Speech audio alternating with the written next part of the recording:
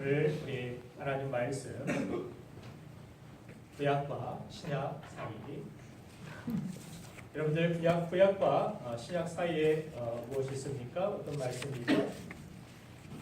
어떤 분은 부록이다 하시는 분도 있고, 어떤 분은 신약의 순서다 그렇게 말씀하시는 분도 계시는데, 제 성경에는 없습니다. 그냥 신약 전서 이렇게 바로 시작하고 있는데 백지입니다. 오늘부터 이 성탄의 계절을 맞이하여서 특별히 지금 만나러 갑니다. 그런 영화의 제목도 있는데, 동방 박사가 주님을 만나러 경배하러 찾아가는 그 발걸음을 우리가 몇 주간 동방 박사들의 여정을 따라가 보면서 성탄의 은혜가 무엇인지, 예수님을 만나러 가는 그 가슴 벅찬 그들의 여행, 그것이 주님을 기대하고 사모하는 우리의 마음으로, 그렇게 동방 박사의 마음과 같아지기를 원하는 마음으로 이 말씀을 준비하며 그 길에서 우리는 또 어떤 하나님의 인도하심과 은혜와 축복을 누리게 될지 기대하시는 여러분들이 되기를 간절히 소망해 봅니다. 그래서 오늘 본문 말씀은 없습니다. 본문 말씀은 백지입니다. 백지로 제가 이렇게 말씀을 드렸는데, 그러면 우리가 말씀을 함께 은혜를 나누기 전에 본격적으로 말씀 속에 여행을 함께 시작해 보도록 하겠습니다.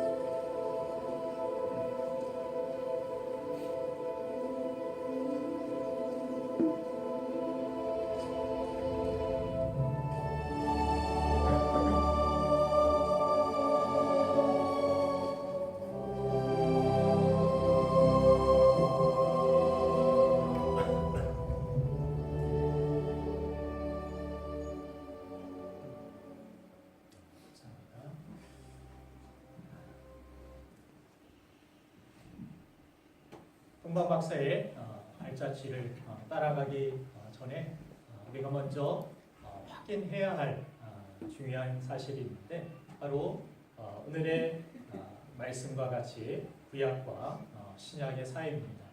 아까도 질문을 드렸지만 구약과 신약 사이에 뭐가 있느냐? 백지가 있고 어떤 분들은 부록이 한 페이지 적혀 있는데 이 구약과 신약이 우리가 보기에는 가벼운 한 페이지 같지만 이 시기가 무려 400년이라는 세월이 있었다라는 사실을 역사를 통해서 우리가 확인해 볼 수가 있습니다.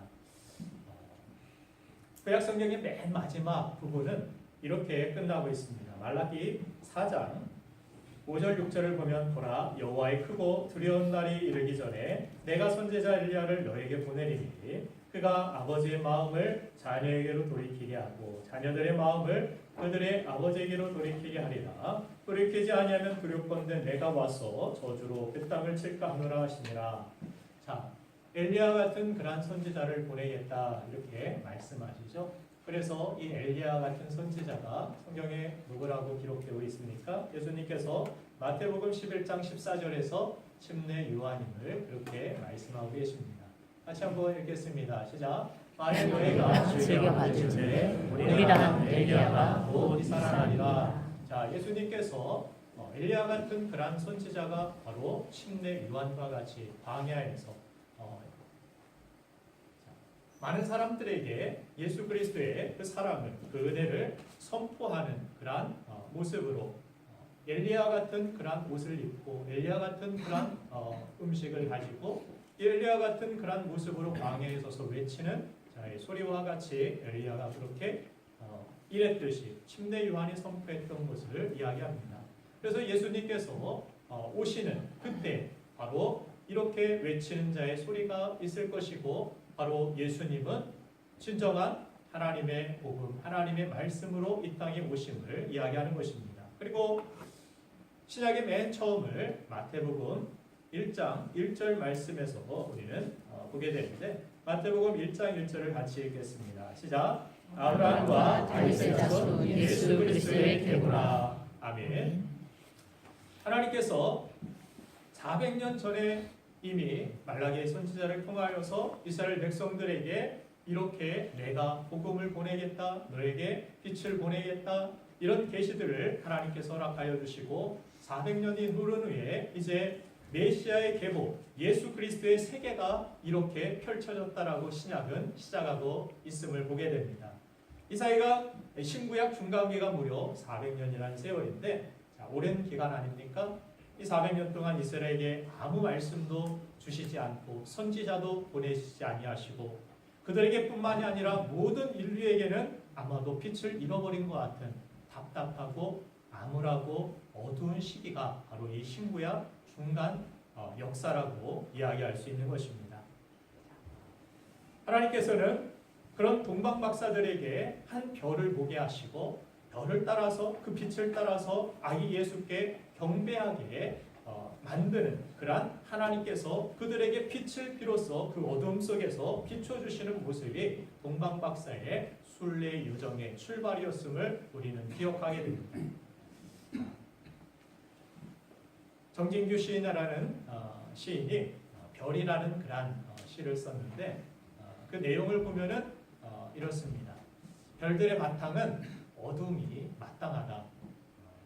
참 진리이지만 참 아름다운 그런 표현이라고 생각이 됩니다. 별들의 바탕색은 어둠이 마땅하다. 그래야 별들이 더 찬란하게 비추게 되고 나타나게 된다. 대낮에는 보이지 않는다. 지금 대낮인 사람들은 별들이 보이지 않는다. 지금 어둠인 사람들에게만 별들이 보인다. 지금 어둠인 사람들만 별들을 낳을 수 있다. 지금 대낮인 사람들은 어둡다. 지금 어둠인 사람들이 별들을 낳을 수 있다라는 그러한 신구처럼 이 신구약의 중간의 그러한 역사는 어떻게 보면은 별들이 낳게 되는 어둠의 그 암흑기라고 이야기할 수 있는 것입니다. 우리는 어둠을 싫어합니다. 어둠은 캄캄하고 앞을 내다볼 수 없고 우리 인생에 어둠이 찾아왔을 때도 마찬가지입니다. 나 인생은 왜 이렇게 암울하고 어둡고 답답할까? 앞에 미래가 보이지 않습니다. 이렇게 생각하시는 분들도 계실 수 있는지 모르겠습니다. 다른 사람들이 보기에는 그저 신구약의 한 페이지와 같이 가볍게 여길지 모르지만 내가 당하는 고통과 고난은 그 무게는 400년의 이스라엘의 답답한 그런 심정과 같이 암울하고 어둡고 답답할 수 있다는 사실입니다. 그러나 여러분들 더 이상 답답해하지 마시기 바랍니다. 하나님께서는 그 가운데서 한 별을 나타내시고 그 어둠 속에서 별을 낳아서 우리의 삶이 진정한 소망으로 이르게 하신 것처럼 어둠은 무엇을 뜻합니까? 바로 빛이 준비되어 있다라는 사실. 캄캄한 밤이 왔다라는 것은 새벽이 얼마 남지 아니하였다라는 사실을 뜻한다라는 것입니다. 우리는 캄캄한 어둠만을 생각하고 있고 앞으로의 그런 빛을 생각하지 못할 때가 많이 있는데, 그래서 어떤 어린 아이가 밤중에 천둥이 치고 번개가 치고 캄캄한 그런 어둠 속에서 그 딸이 두려워하다가 아빠 방으로 달려와가지고 아빠 품에 안기면서 하나님은 지금 뭐하고 계셔? 이렇게 질문을 했다고 합니다. 이렇게 캄캄하고 두렵고 어둡고 천둥치는 이 두려운 밤에 하나님은 뭐하고 계셔? 왜 이런 천둥을 막아주지 않고 왜 이런 어둠을 걷어주시지 않고 왜 그러셨을까? 그런 질문을 한 것입니다. 그랬더니 아빠가 하나님은 지금 새벽을 만들고 계셔. 저는 멋진 말이라고 생각합니다. 하나님은 더욱더 찬란하고 더욱더 영광스럽고 그 모든 어둠이 한순간 다 사라지는 그 새벽을 만들고 계셨다라는 그 아버지의 말처럼 오늘 성경을 보니까 신구약의 그러한 400년의 고통과 어려움 속에서 하나님은 오히려 더 환하게 더 찬란한 참빛을 준비하고 계셨으며 이 땅에 그 참빛을 보내셨고 그 참빛은 곧 예수 그리스도심을 여러분들 믿으시길 간절히 바랍니다. 아멘. 그래서 우리의 현재 상황이 암담하고 어둡다라면 그 어느 때보다도 우리를 위하여서 구원의 길을 준비하고 계시고 우리를 위한 찬란한 새벽을 만들고 계신 하나님께 여러분들의 소망이 있기를 간절히 축원합니다. 아멘. 자, 그래서 오늘 우리가 아까 읽었던 마태복음 1장 1절을 보면 다시 읽어보면은 어떻게 시작하고 있습니까? 아브라함과 다윗의 자손 예수 그리스도의 계보라. 아멘. 아멘. 그 전에 어떻게 보면은 왜 하나님의 말씀이 사라졌습니까? 하나님의 인도하심이 왜 없습니까? 때때마다 선지자도 보내어 주셨고 때때마다 하나님께서 우리와 함께 하심을 나타내어 주셨는데 이 400년 동안 하나님은 우리에게 나타내시지 아니하시고 하나님께서는 말씀하여 주시지도 않고 우리가 깨닫지도 못하게 하시고 왜 이런 일들이 이런 어두운 상황들이 벌어진 것입니까? 참 미스터리 아닙니까? 그러나 예수 그리스도의 세계라 무슨 말입니까? 히스토리. 그죠? 미스터리 우리에게는 정말 앞을 내다볼 수 없고 하나님이 이해되지 아니하고 내 상황이 이해되지 아니하는 그런 미스터리한 그런 상황 속에서 400년간을 지냈지만 이것이 예수 그리스도의 세계라 계보라 말씀하시면서 우리에게 그의 세계를 보여주시고 또한 그의 세계를 나타내시고 그의 세계 안으로 우리를 초대하여 주시는 하나님의 은혜가 우리에게 준비되어 있음을 성경을 통해 우리는 깨닫게 되는 것입니다. 캄캄한 밤에 하나님은 그렇게 찬란한 새벽을 준비하고 계셨고 만들어 주셨다라는 사실. 우리가 신앙생활 할 때 이스라엘 백성들과 같이 영적으로도 어둡게 느껴질 때가 있습니다.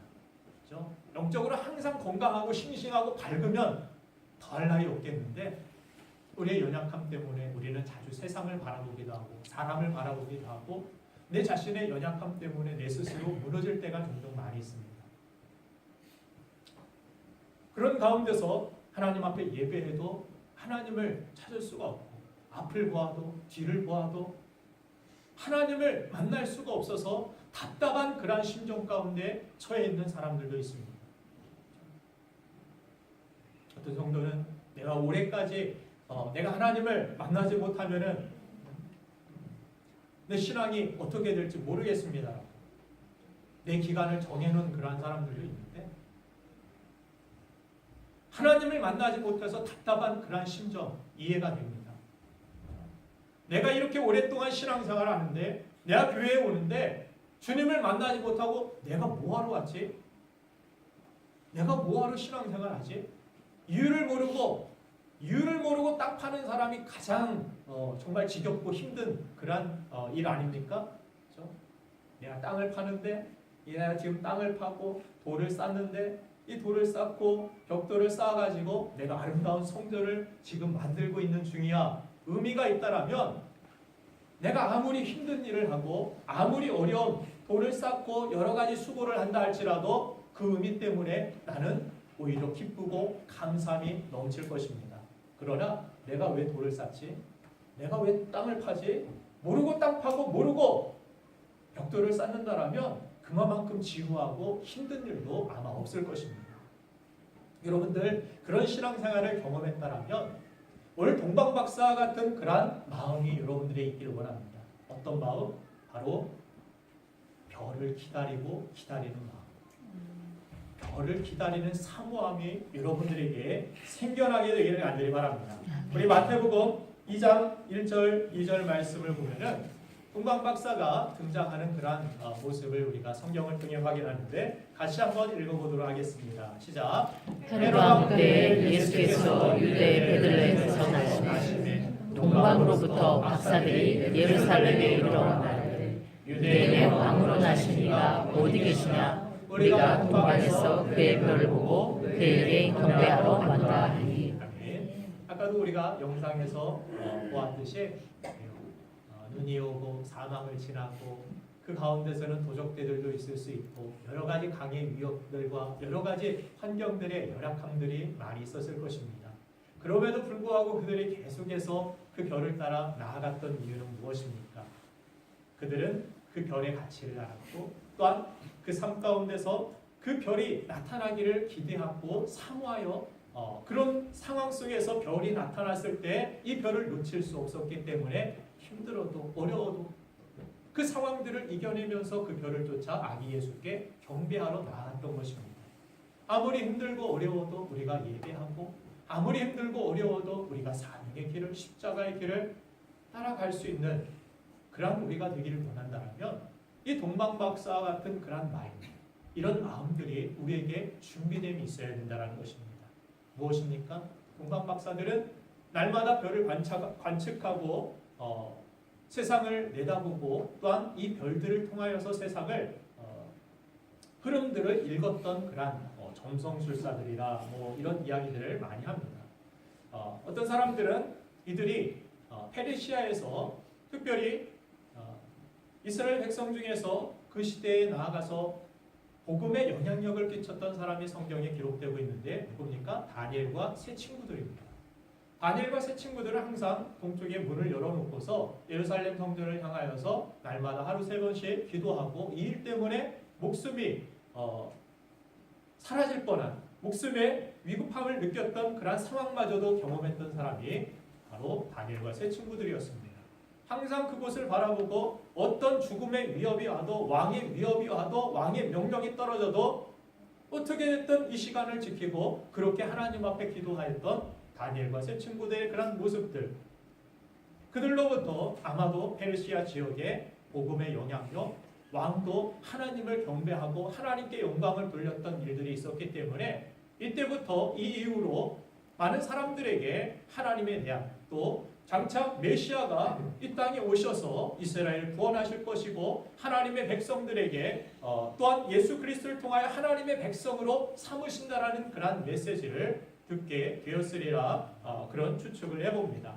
자, 그런 가운데서 희미한 복음이었고 내가 유대인이 아니었지만 동방의 사람이었고 이방 사람들이었지만 그 복음을 희미한 복음이지만 들었고 그들에게는 무엇이 있었습니까? 바로 이 복음에 대한 예수 그리스도에 대한 관심과 또한 사모함이 시작되었다는 사실입니다. 오늘 이 말씀을 듣고 여러분들에게 주님을 알고자 하는 그런 마음이 생기기를 원합니다. 아멘. 하나님을 더 알아가고자 하는 그런 마음이 있기를 완전히 바랍니다. 아멘. 그리고 내가 주님을 만나고자 하는 그런 열망이 여러분들의 심령 가운데서 살아나게 되기를 주님의 이름으로 축원드립니다. 아멘. 그렇게 400년의 침묵기가 끝나고 난 후에 하나님께서 가장 먼저 하신 말씀이 무엇이었습니까? 마태복음 1장 23절에 보니까 자, 보라 처녀가 잉태하여 아들을 낳을 것이요 그의 이름은 임마누엘이라 하리라 하셨으니 이를 번역한즉 하나님이 우리와 함께 계시다 하니라. 이 400년의 암흑기를 깨뜨리고 하나님께서 천사들을 보내셔서 주의 사자를 통하여서 무슨 말씀하십니까? 임마누엘, 내가 너희와 함께하겠다. 신약시대에 가장 하나님께서 그들에게 직접적으로 하신 말씀이 그것입니다. 그리고 더 놀라운 것은 예수님이 하신 마지막 말씀입니다. 무슨 말씀입니까? 마태복음 18장 20절에 내가 세상, 자, 같이 한번 읽겠습니다. 시작. 내가 너에게 분부한 모든 것을 가르쳐 지키게 하라. 볼지어다 내가 세상 끝날까지 너희와 항상 함께 있으리라 하시니라. 아멘. 그렇습니다. 한번 만나면 영원히 떠나지 아니하시는 분. 우리에게 그 만나러 가는 길까지 만들어 주시는 분.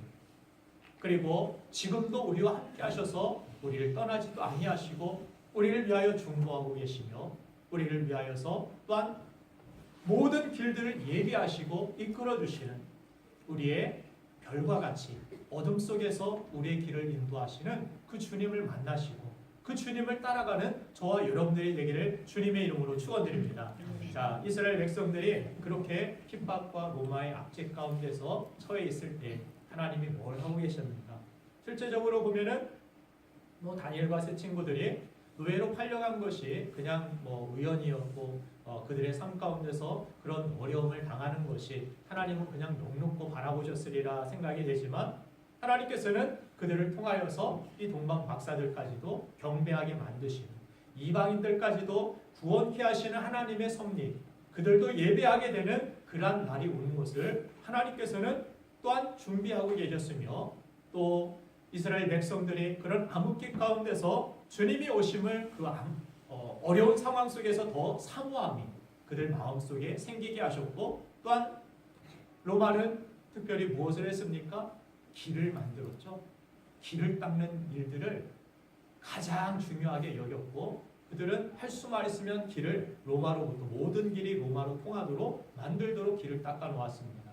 그 길들을 통하여서 아마도 이 동방 박사들은 무사히 예루살렘까지